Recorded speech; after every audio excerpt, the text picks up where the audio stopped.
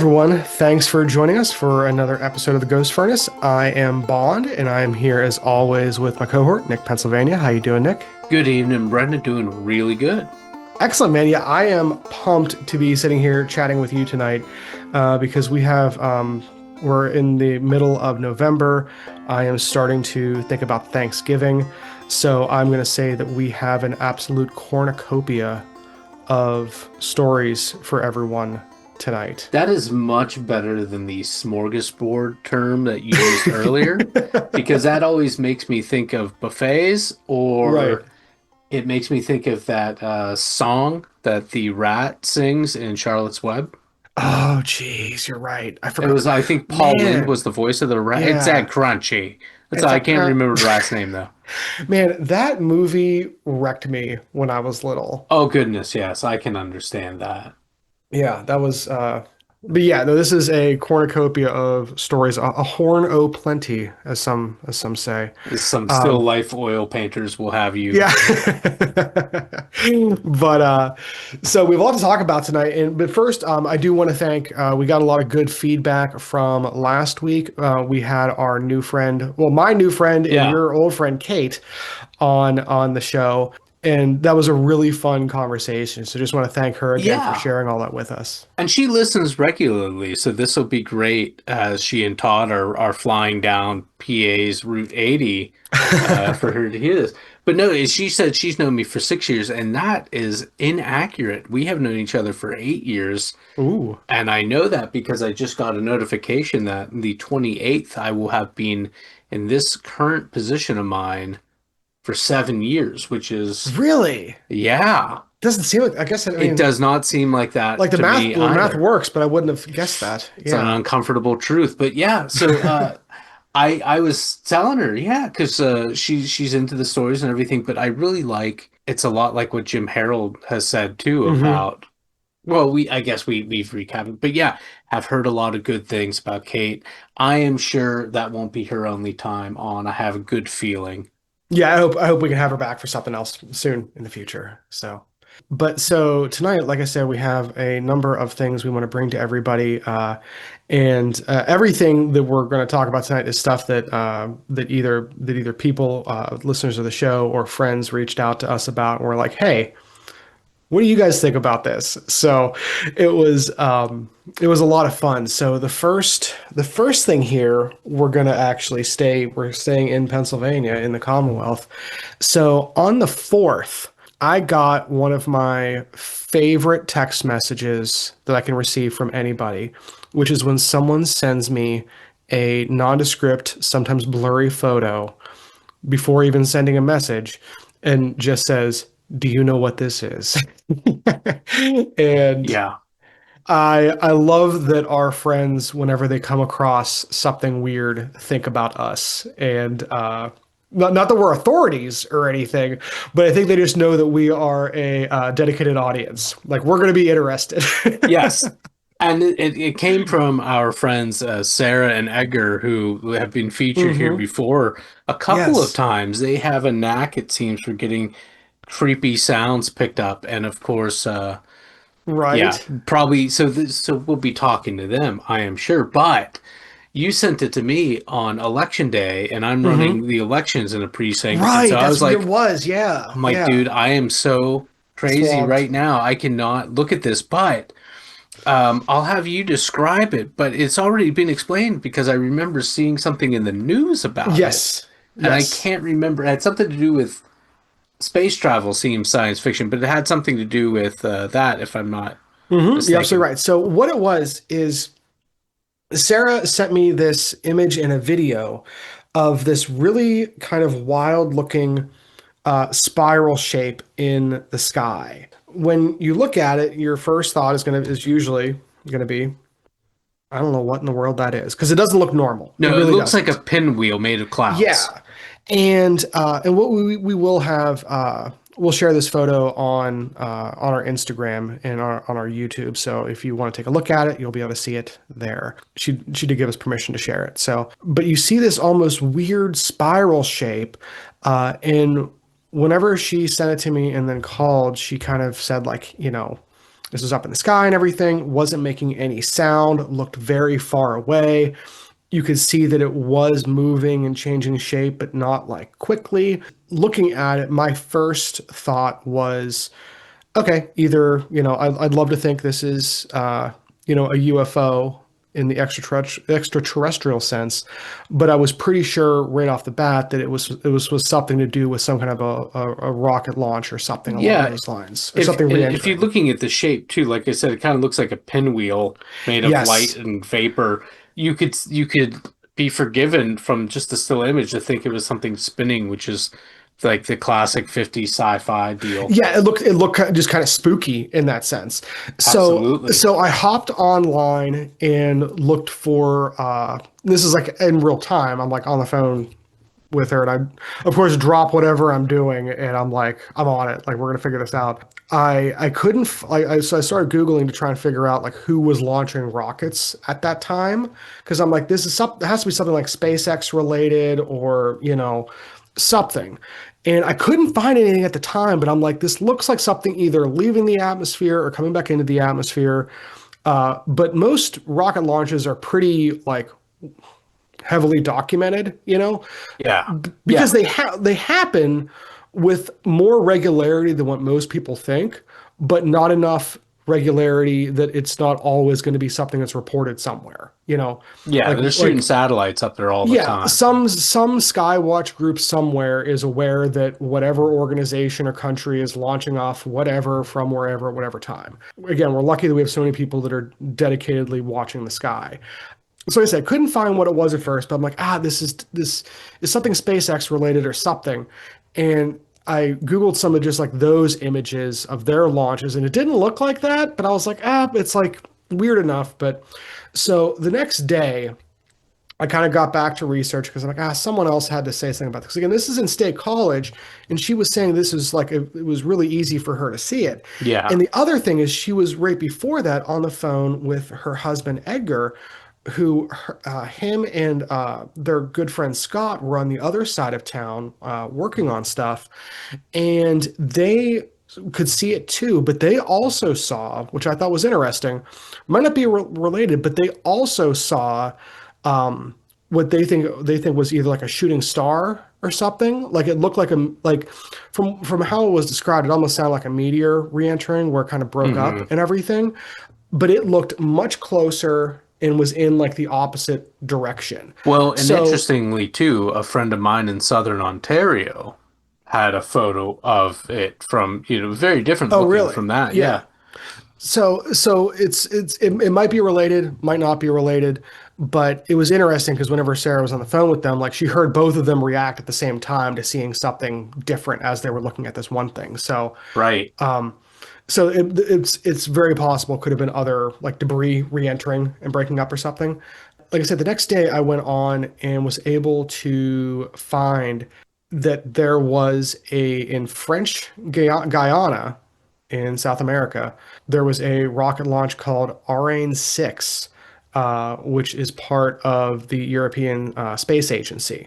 And what this was is it was one of the thrusters that still had fuel in it after it had broken off, and the thruster was spinning and tumbling as it was re-entering the atmosphere, or I guess probably had never actually technically left the atmosphere, but the upper atmosphere.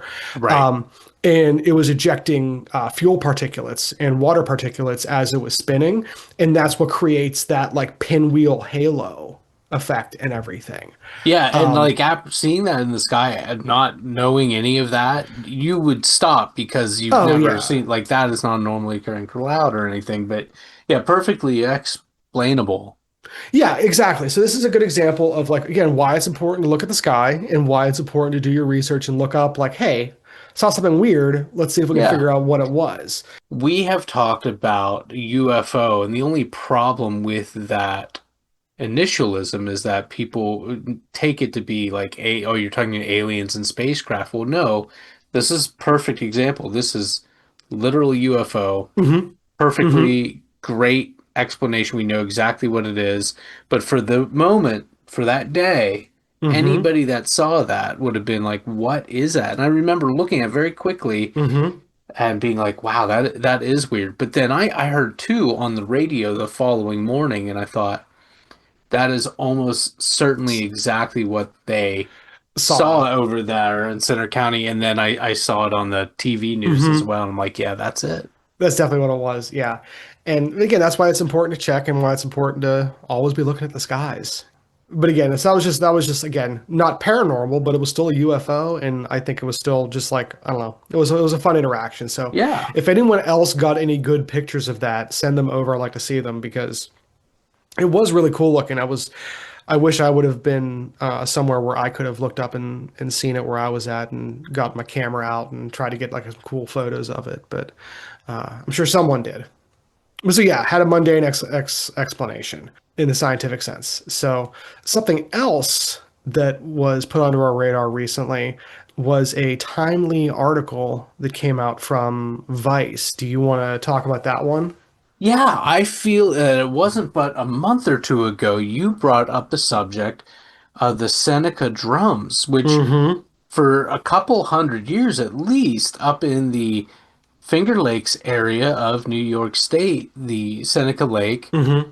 people have been documenting these loud explosion booms like things. It's been quite Mm-hmm. the mystery. So there was actually a Vice article, and this came out on the 2nd of November of this year, 2025. Mm-hmm.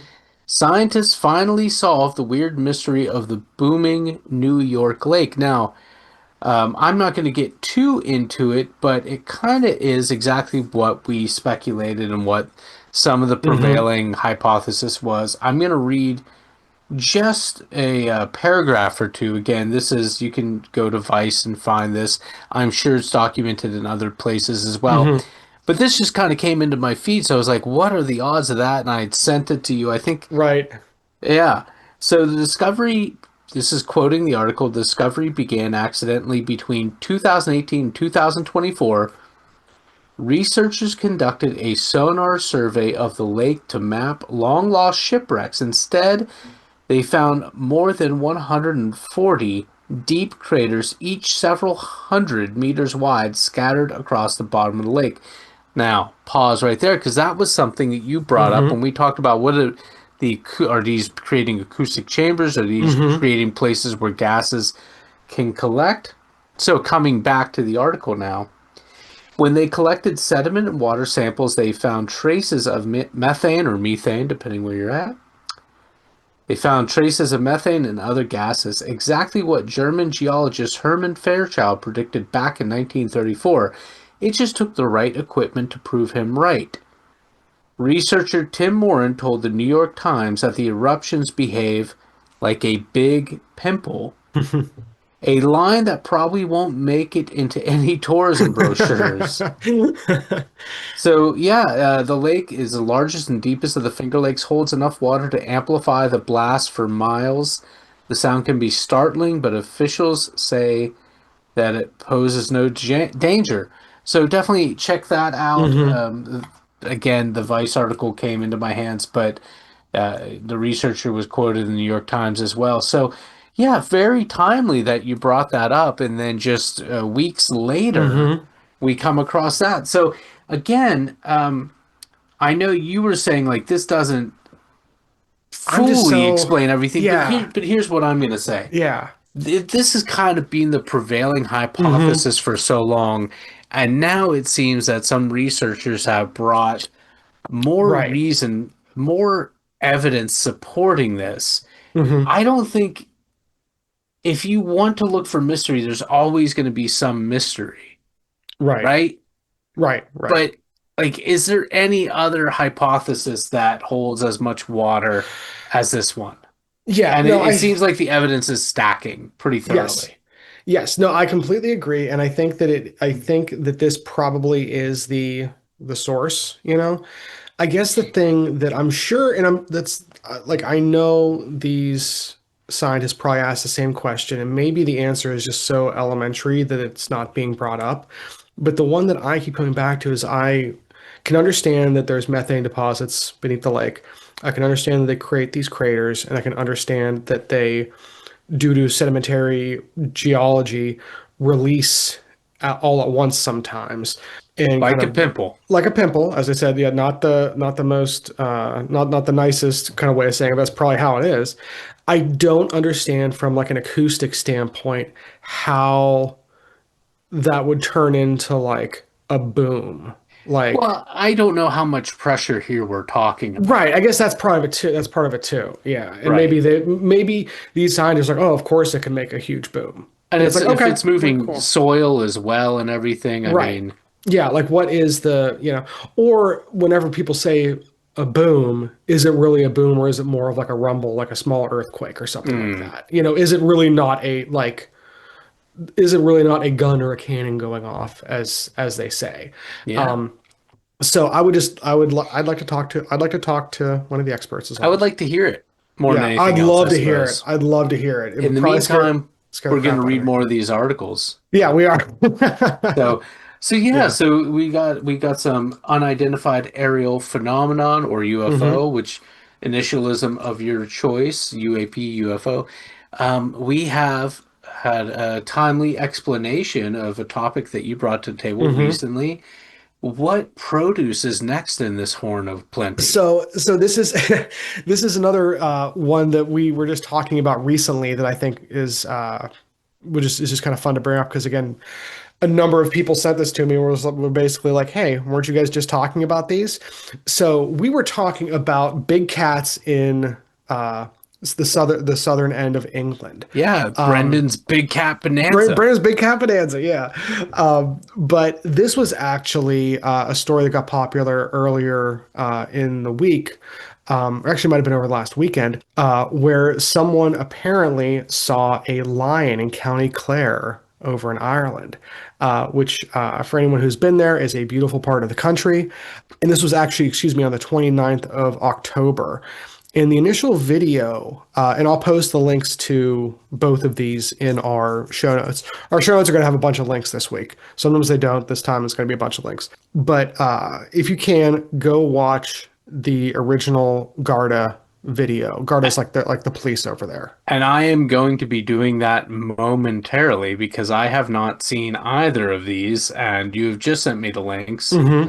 So I'll pull. So I'm gonna set it up some more. I'll play this video in a moment. It's only 9 seconds Yeah. long. Yeah, it's not long at all. So what this was taken by a Garda officer who was on duty. He sees what he says was a lion, and you see the video. The video itself appears to have a kind of like tawny tan animal that looks like it has big front, has a big mane almost, and then it has a tail that looks like it has like a tuft Yeah, on the end of it. And you just kind of see like its back end and its haunches and stuff, and you see it kind of like hopping up through the woods. It's only yeah. like I'm you said, watching it now. it's only a I've nine watched it a second. couple Yeah, it's times. only a 9 second video. Kind of hard to get scale, like we've said with a lot of the big cat videos. It's definitely an animal, it's definitely an animal, and it's definitely moving through the forest and everything. And it does look like a lion. When I saw it, I was like, there has to be explanation for this because I'm like, there's no way there's an actual lion just running around County Clare. Well, unless somebody had one and it got out, and you're kind of keeping Yeah, hush that's like, about yeah, that. I mean, I was really surprised by it. And of course, everyone in Ireland's, having a lot of crack, as they say, over it. yeah. Well, and here's the other thing. Like I could imagine someone shearing a sheep in a clever way to make it look Hmm. kind of lion-like, but you're not pulling off that tail. Like you can see the length of the tail is just too much. Right. What other sort of animal could you dress as a lion? It looks pretty convincing. It does. And it's So not so far out of the realm as to say that somebody could have had right, a because we know that lion let people do loose. have big cats in places like Right. this. So I want you to watch the second video now, the newsreel, Okay, Nick. this one might take a second just because there's an advert real quick, so Yeah, I'm gonna and mute that. you can skip 10 seconds in if you want. Oh, no, there's not an advert. It just says check this out. All right, I'm Check watching. it out. Um, but so they believe they have caught the culprit. Okay, let me The watch this real quick. yeah, This is a minute long. it'll be it's Uh, like it makes me so happy. Ah, the It makes me Newfoundland so dog. happy. It makes me so happy. Yes. Someone in Ireland shaved their Newfoundland dog to look like a lion. Now the funny thing is the lion's name. The dog's name is actually Mouse. So it's This Mouse the is all dog. fantastic. Well, you Yeah. know what? I not knowing much about dog breeds, but you know what? In the video, the Yeah. first video, it's Yeah. like, oh, that does look like a lion. It looks And big. It looks like a lion. Yeah, it looks like a lion. exactly to your point, it's hard to get scale. So I'm wondering if LaGuardia was like, well, is this like a juvenile male lion Yeah, at first blush? And I can totally you understand. could understand why a perfectly reasonable, police officer would have seen that and got his phone out and be like, I need to get a video of this because no one's going to believe me back at the station. 100%. Yeah, I could, I and 100% see it. yeah, the guard met up with the dog, and the dog was really happy to get some extra pets. Everyone was Yeah. safe. And look at me, Uh, like I'm right now. I didn't go into the woo territory. I'm like, no, it not is too quick, but completely it's the, within real. It could totally happen that yeah, somebody had a big cat. It gets out. They're yeah. being hushed. That's what I Uh, thought too at first. And yeah, when you look at the video, that's what I was thinking. Is I'm like, yeah, it looks like a big cat. That's what it looks it like. sure did. It And then sure did. you see this Newfoundland named Mouse, the dog named Mouse, and you're like, okay, well this is not the paranormal explanation, but boy is it satisfying. Well, is a lion on the loose in Ireland a paranormal event? I Well, I say guess not no. paranormal, but Right. just stranger. It's still stranger unusual, but it's much more Recently, mundane. recently I saw one of those AI things where people are like, oh, look at these people being fooled by AI. Yeah. And it was a griffin. And they're like, oh my Mhm. God, this griffin, this mysterious, is this a real griffin? Blah, blah, blah, blah, Oh blah. God, God, And that's all I can think about seeing this. But yeah, well God. It's done. Well yeah, done is yeah, all I have to say. right, yeah. Because it looks, yeah, like it's a good That video. first video is like I can totally Yeah, you understand. Yeah, it's like I yeah, I can see why totally see a lion. a reasonable person. Yeah. And the funny Uh, thing is I'm like, oh, you couldn't shear a sheep because of the tail. I didn't even think about dogs. I know. I didn't think about it. I did not think about it either. So yeah, like Mouse got me good. Well done. So but so now we're gonna go to the other side of the spectrum and go into the high strangeness stuff. Um, Well, and this is another happy thing where you're like, oh, we have the reputation. People oh are God, I was so happy. Yeah. contacting me and being like, what do you know? Right. I had probably half a dozen people in the last week reach out to me about this Bigfoot sighting near I-80, which Yeah, just we talked about another Bigfoot sighting right outside of Belfont, right. at Fisherman's Paradise just a few months ago. And Well, this and is this too is north of Belfont, yeah, but in same close. area. Yeah, very close. It's up towards what was it, Millersburg or whatever it's called up there. So what we're gonna do is just kind of go through the BFRO report. So one thing I want to say off the top, this is just my kind of like editorializing. Uh, but a lot of people in the media and everything refer to this as like a credible Bigfoot report. I think it is. I think it is a credible Bigfoot report and everything. I think that people really judge the legitimacy of reports based off of who is making them. Totally Um, agree with that. I think all reports and stories should be taken on face value, not so much by who is telling them a lot of the time. Because I think we've shown with the Invisible Gorilla, people who say that they're working certain jobs are better at observing. That study and that book have kept me in check so many I times since know, I hate reading it. it. But I let me hate, ask you yeah. this real quick because you bring Hmm. it up. Yeah. Before you delve into this, Yeah. in your mind, what constitutes a credible report? Because See, they're saying it's yeah. credible or blah, blah, blah, No, blah. I think the media shouldn't paint certain reports as credible or not credible before even showing the information.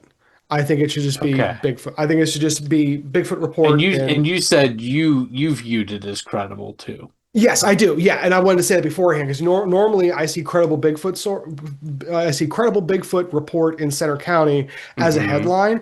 I get defensive because I'm like they're being sarcastic. you know. Right, right, right. You So, know, but what is your standard for being credible is what I'm asking. so I think for me, and this isn't speaking about this one in general, I think it's people that have a general measured approach, are willing to entertain multiple explanations, and are not necessarily set in the interpretation of what they saw, I guess. Where Okay. it's like, this was my experience, not sure what it was, Right. Not making but any hard claim. yes, and that's kind of why I'd paint this as a credible, very evenly handed account, and we'll get into what some of the things the witness did to like try and verify and help out with the Yeah. investigation. And I want to say Hmm. I accept your statement and I have to agree whenever I encounter a story like this and the people are saying I am not saying it was Bigfoot.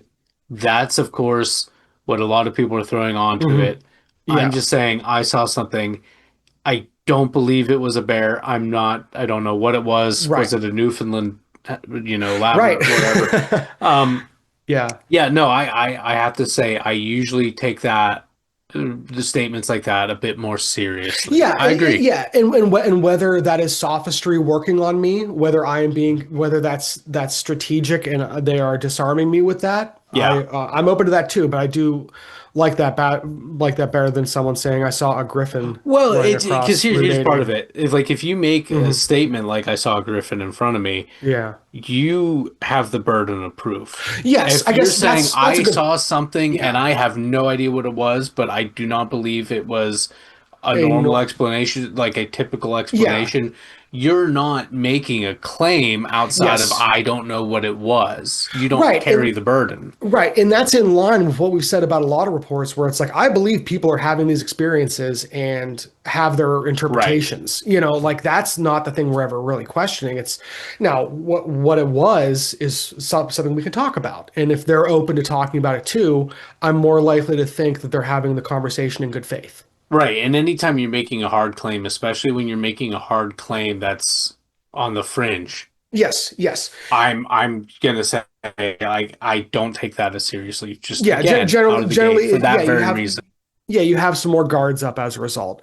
And the other thing I want to say just off the top is again, we give flesh and blood Bigfoot investigators a hard time around here pretty consistently. But like we did for the last one when we talked about the Fisherman's Paradise Bigfoot sighting, this is actually the same BFR Right. investigator, this gentleman named Benjamin C. Very thorough. Super thorough. Like I might not agree with everything the guy says, and I might not agree with like some of certain things, but you can't fault the guy for being thorough and trying to approach things from a even standpoint and cover all the possible angles. So like 10 out of Agreed. 10, 10 out of 10 on that. So Yeah, I agree. How about let's get into what yeah. the sighting was and everything. Yeah, so what I want to do first is just kind of read the because if any of you have ever seen these BFR reports before, they're basically broken up into a original sighting report, and then the BFR investigator has like a follow up where they go over everything that they did to investigate. So I just want to read the whole original observation first. So again, this is outside of between Bellefonte and Milesburg. It's right along I-80, which is again like a four-lane highway near mile marker 169. So this is a gentleman who says we were traveling westbound on I-80 in PA near mile marker 169, following another car which was about 150 yards ahead of me. I was matching traffic speed at 77 miles per hour. There are four lanes of paved roadway, two for driving and one on each for pulling over. One right, one left. Looking ahead at the car in front, I noticed something in the center of the right hand pull off lane. It began moving to the left towards the car in front of me. And I immediately thought, what the hell is he doing? He's going to get hit. I thought it was a person at first because it was moving in an upright position and on two legs. It crossed in front of the car. How far, I don't know, but I could still see some portion of the head above the car in front. It was a Subaru. I thought for sure there was going to be an impact, but it continued past the car towards the guardrail. At that point, I had a more clear visual on it. It was completely dark, all the same color from head to toe. There wasn't anything that stood out as different in appearance. It had a more slender, slim build, and I want to say, I think long arms that were not held upwards as it was moving. It was the way it moved across the road that shook me. Nothing quick or jerky like a sprinter. It was fast. It almost glided or had a sliding motion to it. The whole incident might have lasted 2 or 3 seconds. It disappeared over the rail completely effortlessly. It never stopped to climb over. I thought there was a cut roadway there or something where the troopers like to sit, but there was none. As far as other witnesses goes, he says my wife was in the back of the truck, but was taking in the scenery out of the passenger door window. She did not witness, but heard me yell out, "What the hell was that?" By the time she looked forward, it had already crossed the road. So that's the initial just report before Benjamin C. gets into his investigation. So what are your Sounds initial like it thoughts? happens really quick, Mm-hmm. really quick. Essentially something darting across. Now, of course, it could be a person. Mm-hmm. Sounds foolish. Yeah. Um, Maybe not as likely, but it could be. Could be a bear, right? In theory, Probably, yeah. yeah, right. So I don't know, but the impression I get because the speed that you're traveling on 80, typically Mm-hmm.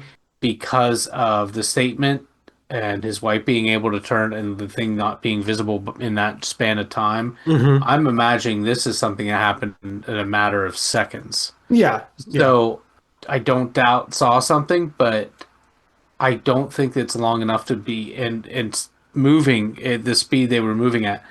I don't know how much stock I take into something because I remember this is me being dumb. Mm-hmm. There have been multiple occasions where I pulled over to move a large snapping turtle off the road. Yeah, no, I've unfortunately had to do that too. Yeah, yeah. And one sad time on my way to visit my other Brendan friend, Mm-hmm. who you know as well, Yes, yes. Good dude. when they were living in Edinburgh, Pennsylvania. Yeah, Mm-hmm. real good dude. I'm driving on Route 6, I think. No, it's part of 6. I forget. But it doesn't matter. I'm driving on the main road that leads into the town of Edinburgh from Route 79. I see a large snapping turtle. I'm in a rental vehicle. I get out. I grab the net thing from the trunk Mm-hmm. of this rental vehicle, and I carry this giant turtle Oh my across the God. street.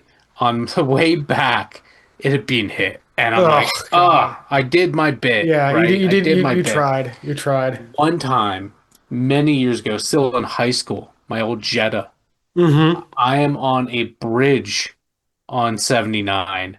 Mm-hmm. I am in the I'm in the car with our friend Holly Okay. Yeah. Yeah. and I think Danny, and I'm like, oh my God, it's a turtle on the bridge. So I pull over on the berm on the bridge, which you Mm-hmm. are not supposed to do. Supposed to I'm like, do. this, yeah, I'm just thinking like I've got a turtle in my size, and it was just a muffler that Oh fallen off. God. But at the I speed we mean, were you're traveling, right. I had You did mistaken the a right muffler thing, for a turtle. dude. I've So that's had. why I'm like, Yeah. I don't know how much like I appreciate you saw something and that you're trying to grapple with it. But I think the answer is probably very mundane because this rate at which is the rate at which you're moving and which this occurred, I don't think you can be very sure of anything that you saw. So, yeah, I mean, generally speaking, I would agree with you on that. Like 3 seconds is not a lot of time, but I think 3 seconds is enough time to make a general identification. Like you Sure. can tell if something is, I think generally you can tell if something is a deer, a bear, a person, a cow, Something you out know, of place. something out of place. Yeah. Something out of place. Yes. And one of the things I think when people talk about this gentleman being a credible witness, one of the things is he is let me find it real quick. Sorry, I just lost it. What did he do for a job? He was like a Air Force vet and he was like a civil engineer, I think. So like what most people would consider a responsible and educated person. Yeah, At the but very least. Not saying that makes you a better observer, but right. But now, what he was able to do is in this breakdown, the BFRO investigator kind of goes into the gentleman who goes by BG, who want to stay anonymous. He did travel 110 miles back to where the sighting happened to take photos and get measurements and everything for the investigator. So I think that adds a little bit of credibility. The fact that someone's taken time out of their day to do something like that. We're assuming this isn't just someone who's attention seeking. Like that makes me think that the guy did see something that was again at least odd. Now, in whenever the investigator asks him about like the details and everything, this is also why I think it's kind of credible. He asks about like the height and everything, and they try and estimate with like how far he thinks it was from the Subaru. He calls out that it was a cross trek. They use the height of the Subaru to basically gauge between 6 and 7 feet. So it's Okay. not like the guy saying this is a 10 foot tall Bigfoot, Right. within the scope of reason. Whenever the BFRO investigator asks about like facial features, the guy's like didn't really see anything. Whenever he asks about like the arm and leg length and everything, he just basically says that it was like long, tall, and slim, which for those of us that are into kind of like the weirder Bigfoot reports, there's a lot of Bigfoot reports of these Bigfoot being like not like Patty, like the traditional Patterson Gimlin Interesting. Bigfoot, where it's like they look like tall and athletic, but almost like sinewy. Like they're not they don't look bulky at all. Also, he talks about this gliding motion and everything. That's also something that you hear come up in these weirder Bigfoot reports. The thing that freaks people out and why they don't think it's a bear a lot of times, even if it's a similar size to a bear, is they're like, this thing did not move how you would expect something to move. They're like, it doesn't look. He doesn't say it doesn't look natural. Like that's kind of what I'm putting on it. But that's what we get in some of these high strange reports where people are like, hey, I would have thought this was a real animal, except for when it moved, my brain didn't know what it was doing because it looked so unusual. The BFR reporter asked if he could tell what sex it was, and the guy was like, "No, it didn't have any dimorphic characteristics." Yeah, like how close do you think you got? Well, I think that was just the BFR reporter being thorough. But again, Okay. but again, I think like, and this is again maybe where I'm being a little judgmental, but I think that if this was someone making something up, if someone asks you a dozen identifying questions and you answer, I couldn't tell to all Yeah. 12 of those, I think there's almost like a social contract there where you would be almost enticed to like give them more. I And suppose so, because like let me throw this at you. yeah. If I showed you pictures of various orangutans, Hmm. would you be able to tell me the gender? No, probably not. Exactly Yeah. my point. So, Dude, okay, so orangutans are maybe there's a weird part looking. like it's a way of weeding things out. Uh, Maybe it's a way of weeding some things out, but at the same time, if you're saying, well, this is just thoroughness, I would say, well, but these are like questions that, oh, never you mind. No, I know what you're What getting were you at. saying there? No, I was just no. I mean, before you trip me up with the orangutan thing, because like they don't look real. Like if you, there's times where you could put an orangutan in my living room right now, and I'd be like, Yeah, that could be a Bigfoot, and I wouldn't be able to tell you the difference. there you go. They're so wild looking. No, but I think that when talking about the credibility of the witness, in the sense that like I think this guy genuinely saw something that he couldn't identify, Sure. and I don't think there are any markers in the interview with him that make me think that he's making that. It just doesn't seem like he's making stuff up because I agree with that. you know um I guess what I was getting at, if you're saying some of mhm, these questions might be to weed people out, because if somebody made like a really definitive statement like, "Oh yeah, I saw this thing for a split second mhm. and it had blue eyes and it was definitely a Right. lady, its nails Mhm. were painted some sort of Right. purplish color." Right. It's like you did not see all of that in Yeah, that you probably didn't moment. see all that. Yeah, and some Yeah, people yeah. I have get like what you're this. saying. What's the term there that they use? It's not a photographic memory, but there's a type of memory that some people have where basically they can go back and look at stuff like that, but it's like not common. It's not like a normal It's thing that most people no, it have. can't be a normal thing, and I question. I've heard the whole concept of photographic memory has really been brought into question, Oh yeah, whether well, that's I'd love to real at actually do. all. I'd love to do a deep dive on that because you hear that sometimes. But Unless we're talking about P or whatever. right. But who was that Russian journalist or hmm something? Yeah.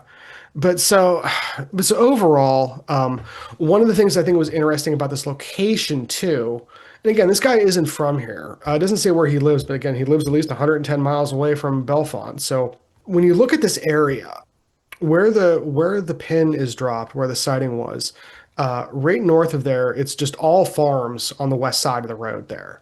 And on the right side, you have all forest, and you have the state game lands, which again is the same game lands that runs down to Fisherman's Paradise, where that other sighting was that we talked about a few months back. So again, I'm not a big flesh and blood guy, but if you're saying that there is a physical Bigfoot that lives in the woods and is eating stuff, the fact that you have something going from fertile farmlands into an obvious place that they could be hiding and traveling, 20, 30 miles in relative seclusion, that lines up with if you told me a bear was doing that, I'd believe you. If you told me foxes were doing that, I'd believe you. Like that seems like a very natural thing for an animal to do. So in that sense, it's not as weird as seeing, again, it's still weird, but it's not quite as weird as seeing a Bigfoot in like downtown Harrisburg. It just it has some of those hallmarks of a naturally occurring animal in that sense. And again, the thing that I wish is this is why I think people need to have dash cams, because like I'd love to see what this looked like.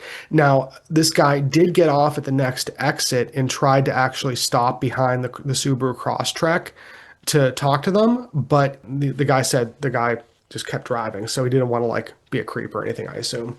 Because again, I can understand, like I can see myself being in a situation where I see a Bigfoot, I know a car in front of me saw it, and I follow them to wherever they're going, and then get out like, oh, did you see that Bigfoot? And it's like that's how I end up getting 302 or whatever. Roll them out. So yeah, it's like, well, okay, that's officer. This gentleman's clearly crazy. It's like, oh yeah, okay, I can see how you think that. I'm going to be pulling over the side of a bridge. Like, Yeah, I swear it's some sort of tortoise. I swear I saw a turtle. Yeah. But yeah, so I thought this was a really interesting case. Again, the very thorough job by the BFRO investigator. I know they said it's a credible sighting. I agree. Yeah. It's I heard credible about sighting. it on KDK radio. I was listening to that and they were talking about it there. And I caught a brief snippet of the conversation. hmm So it's definitely made some local rounds for sure in Yeah. bigger media than a lot of these things are typically reported. hmm A lot of times when Right. these things are reported, it's just kind of a goofy story. But yeah, Right. this one I feel like a lot of people were convinced, like, oh, definitely something that they weren't easily able to explain. What could it be? Right. No, I completely agree, and I hope this is an indication of how. I mean, I know this is probably wishful thinking, but I wish that news outlets would take things like. I hope they take things like this as an example of like, hey, you can report on this stuff as just regular pieces of news. Doesn't have to be a fluff piece. Doesn't have to be sarcastic. So hopefully that's an indication that things are heading in a good direction with how these different outlets are taking these stories. And I hope also that this generates other people to come forward, because I'd love it if you could get someone else that comes forward and says like, oh yeah, I saw it at the same time, like, I was heading eastbound, or whatever. And it would be cool to get some other opinions on it, or just if people have other sightings in general, maybe this will make them more likely to come forward with them. I hope that's the case. So if you saw this Bigfoot on I-80 on the 29th, or if you have a story you'd like to share with us, you can always find us on YouTube at the Ghost Furnace Podcast, or Instagram at the Ghost Furnace Podcast, or you can just send us an email at the Ghost Furnace Podcast at gmail.com.